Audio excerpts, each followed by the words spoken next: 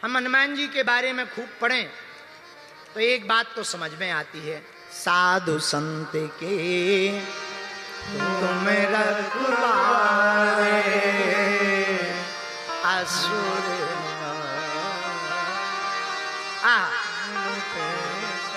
होते ना।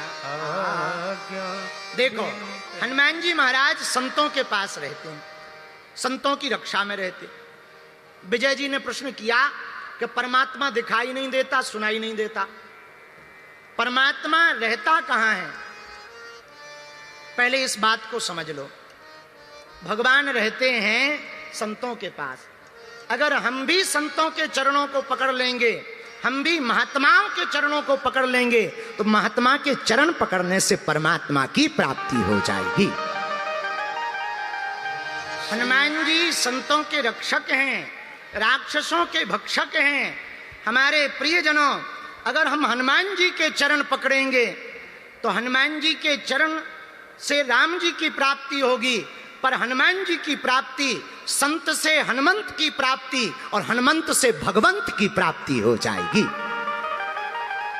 अगर संत के चरण पकड़ेंगे तो हनुमान जी की प्राप्ति होगी, हनुमान जी के चरण पकड़ेंगे तो राम जी की प्राप्ति होगी, और राम जी की प्राप्ति हो जाएगी तो भैया जा पर कृपा राम की होई, ता पर कृपा करे सब कोई, सबकी कृपा हो जाएगी। बोलो सीताराम सीताराम। जा पर कृपा राम की होई, ता पर कृपा करें सब कोई। तो राम जी की कृपा के लिए जरूरी हनुमान जी की कृपा, हनुमान जी की कृपा पाने के लिए जरूरी है संत की कृपा, संत की कृपा से हनुमंत, हनुमंत की कृपा से भगवंत, और भगवंत की कृपा से सब कुछ मिल जाएगा। इसलिए तो हनुमान जी के लिए कहा सब सुख लहें तुम्हारी शरणा, तुम रक्षक काहू को। अगर हनुमान जी की कृपा हो जाएगी तो सबकी कृपा हो जाएगी। हम सुंदरकांड की चर्चा तो सुनाएं, पर एक बात और बोल दें। अरे जय हो माता जगत जननी, बैठ जा भवानी, बैठ जा माता।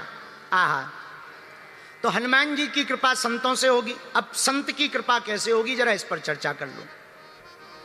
संतों को दो चीजों की आवश्यकता है। संत पहली बात तो स्वभाव का नाम है, प्रभाव का नाम संत नहीं है, स्वभाव का नाम संत है। संत हृदय नवनीत समाना, संतों का हृदय बड़ा कोमल होता। तो संत कौन? जिसका स्वभाव बड़ा सरल हो। संत कौन? जो अपनी पूजा ना करवाकर तुम्हारी बाएं पकड़ कर परमात्मा से जोड़ने का काम करे, वो संत है। संत कौन? जो सदा अपनी इंद्रियों को साध करके भगवान के भजन में तल्लीन रहता है, वो संत है। संत कौन? जिसका कोई अंत ना हो, वो संत है। पर इनकी कृपा कैसे मिलेगी? बोले भैया संतों की कृपा मिलेगी श्रद्धा से। अब श्रद्धा कैसे जागृत होगी? श्रद्धा जागृत होगी सुनने से। अच्छा सुने क्या? ऐसे तो तुम लोग रोज सुनते हो, कानों में लगा लेते हो ब्लूटूथ और सुनते रहते हो फलाना बदनाम हुआ ठिकाने के लिए। तो क्या ऐसे श्रद्धा जगेगी? ना ना ना। फिर संतों की कृपा होगी श्रद्धा से। श्रद्धा उत्पन्न कैसे होगी? बोले सुनने से। पर सुने क्या? बोले सुनने के लिए भगवान की कथा है। भगवान की कथा, भक्तों की कथा सुनने से श्रद्धा उत्पन्न होगी। श्रद्धा से संत की प्राप्ति होगी, संत से हनुमंत की प्राप्ति होगी, हनुमंत से भगवंत की प्राप्ति होगी, और भगवंत से फिर सबकी कृपा हम पर हो जाएगी। और जब सबकी कृपा हो जाएगी तो चौपाई सिद्ध हो जाएगी। जा पर कृपा राम की हो,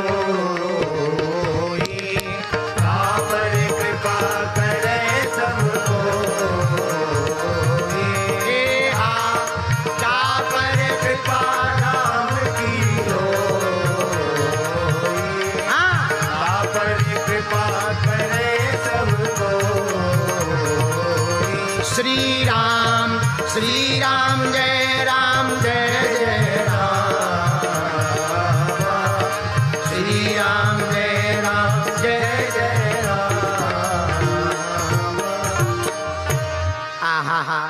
इस प्रकार से इस चौपाई के आशय पर अगर हम जाएं तो मूल में भगवान की कथा सुनना ही आएगा कि अगर कथा सुनेंगे तो श्रद्धा जागेगी।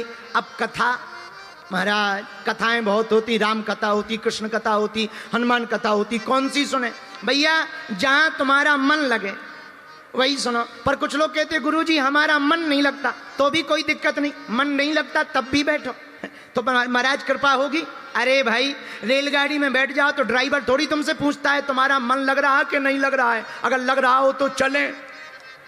ऐसा तो नहीं है, रेलगाड़ी में मन लगे या ना लगे बैठ जाओ, वो रेलवे स्टेशन तक मंजिल तक पहुंचाती ही है। वैसे ही कथा में मन लगे या ना लगे बैठ जाओ, ये संत तक पहुंचा करके ही रहेगी, या भगवंत तक पहुंचा के रहेगी। बोलो सीताराम, जोर से बोलो। लेकिन हाँ शर्त ये है, चापलूसी करके मत बैठना, बैठना पूर्ण समर्पण के साथ। एक आदमी था, रहा होगा पंचकुला का, महान तो पंचकुला में ही मिलते हैं। एक आदमी पंचकुला में था, भयंकर बुद्धिमान आदमी। उसने सोचा रेलगाड़ी से जाना है, करें क्या? तो उसने नकली सांप पकड़ा, नकली सांप लिया, रेलगाड़ी के डब्बा में गया, एक कोने में डाल दिया, और जैसे ही डाला डब्बा भयंकर भरा हुआ था, खचाखच, बैठने की क्या पांव रखने की जगह नहीं। ये चिल्ला के बोला अरे सांप है, सांप है, सांप है। पूरा डिब्बा खाली हो गया। और जैसे ही डिब्बा खाली हुआ इसने कहा देखो क्या बढ़िया बुद्धि लगाई, चूंकि पंचकुला का था ना। लेट गया कुर्सी पर, पूरी रात सोता रहा। बोले अब तो बहुत बढ़िया है, दिल्ली सुबह आएगी, बढ़िया सुबह उठ जाएंगे, बढ़िया। पूरी रात सोता रहा। सुबह हुई, रेलवे स्टेशन पर चाय वाला है, चाय ले लो चाय। इसको लगा स्टेशन आ गई, लगता है दिल्ली आ गई।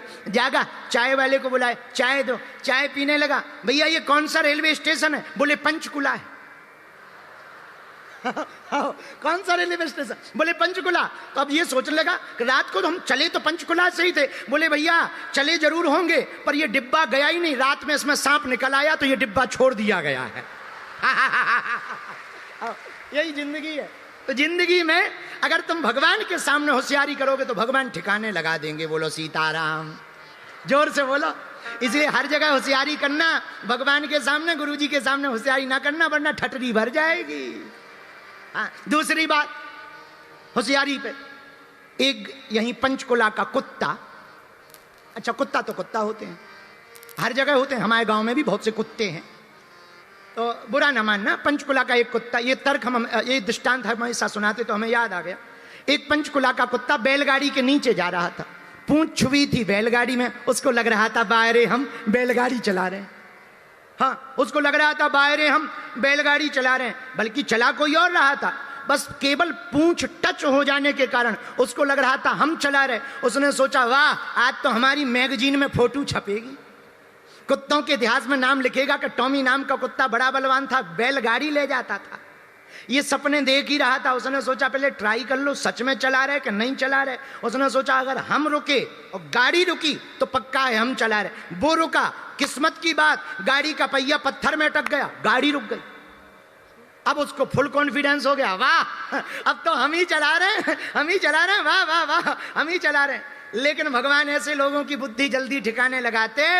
आगे गए, बैलों को गाड़ी के मालिक ने निकाल दिया।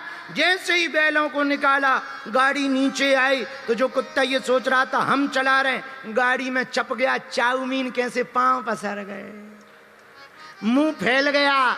तब उसे समझ में आया ये तो हमारा वहम था कि हम चला रहे, चलाने वाला तो कोई और था। वैसे ही मेरे पागलो, जिंदगी का सार है, अगर हम सोच लें कि हम चला रहे तो ये वहम होता है। लेकिन कोई व्यक्ति ऐसा होता जो सोच नहीं, मान लेता परमात्मा चला रहा, उसी को संत की प्राप्ति होती, और जिससे संत की प्राप्ति होती उसी को हनुमंत की प्राप्ति होती, और जिससे हनुमंत की प्राप्ति होती उसी को भगवंत की प्राप्ति हो जाती है। बोलो सीताराम, जोर से बोलो और जोर से बोलो।